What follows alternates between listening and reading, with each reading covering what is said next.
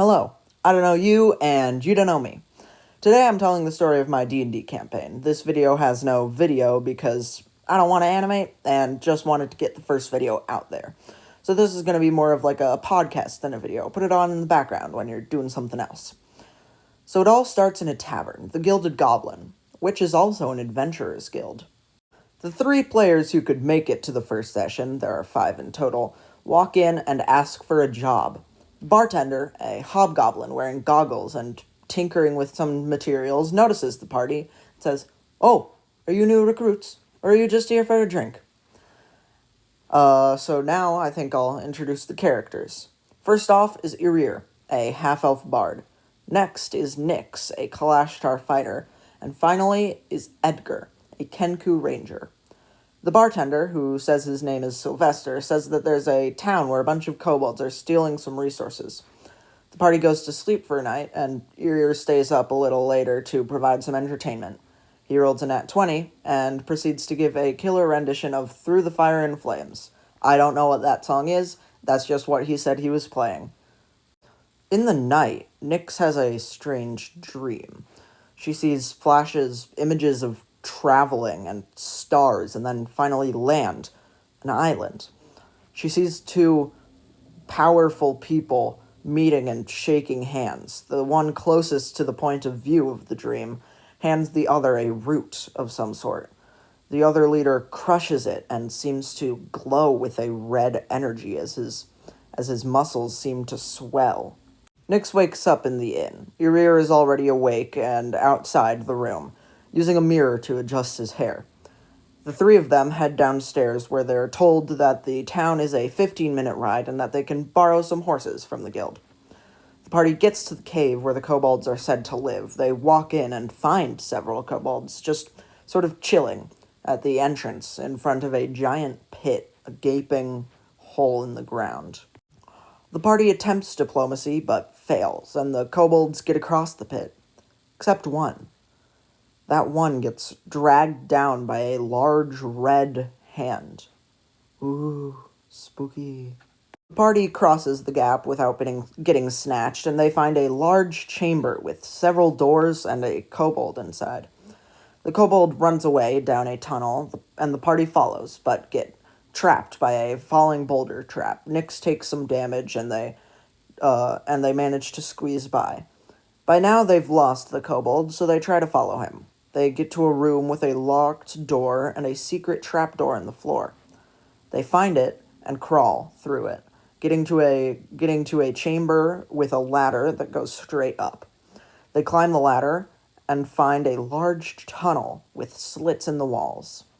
As they begin to walk through the tunnel, they get shot at by a ton of kobolds on the other side of the wall. They escape and exit onto a ledge with a kobold whom they promptly kill. In the room below the ledge, there is a pool of lava, as well as a doorway. They take the doorway into the large room from before, and so they crawl back past the boulder and arrive at the locked doorway. They open it and find a large rectangular room. It's now that I should mention that all the kobolds they'd met so far talked about a dragon that led them. When they got into the huge room, on the other end, they saw the neck and the head of the dragon. But something was off. They sneak closer and find that it was actually a large puppet. They cut the puppet open and find that it was a greedy kobold who pretended to be a dragon to gain control of the group. He then used his power to convince the other kobolds to ransack the village. Under threat of death, he shows the party where the stolen goods were kept, a tower connected to the tunnels. The tower's roof is missing, as well as a good chunk of the second-floor walls.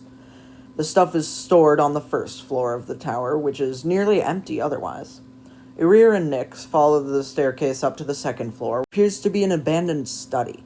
There are bookshelves lining the wall and a desk standing slightly askew, as if someone had quickly gotten up and shoved the desk in doing so. The floor is covered in a muddy red substance, almost like dried blood. Irir notices several papers and a book on the desk. He grabs them and shoves them into his pocket.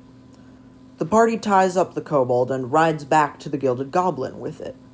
Sylvester greets them and expresses his gratitude. He also mentions that tomorrow will be his last day on the job. He's getting an apprenticeship with a mechanic. He offers them drinks before announcing that his shift is over, and he hops over the bar and walks out. A drow woman steps in to take his place. The party goes up to their room, and Irir opens the book. His eyes grow wider and wider as he reads the introduction. In the ages that none living today know, a people arrived. They brought with them herbs that could enhance the performance of any person who applied them correctly. These people, the Forgotten, as I have dubbed them, intended these plants to be a gift for all humanity. They already possessed the talents the plants gave, and sought to help a civilization that was struggling.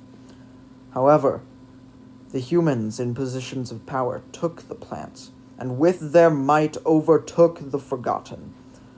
Most of the Forgotten were sold into slavery, or forced to marry these people in power, ensuring their lineages stay strong. This is how the country of Breldy came to be. So yeah, that's about where Session 1 stopped. So next video I'm going to be covering probably Session 2, maybe even Session 3. I don't know. I think this video is maybe a bit too short to warrant the super long wait. So as always, you can like if you want, you can subscribe if you want, but please don't unsubscribe. I don't think my videos are that bad. Right? Right?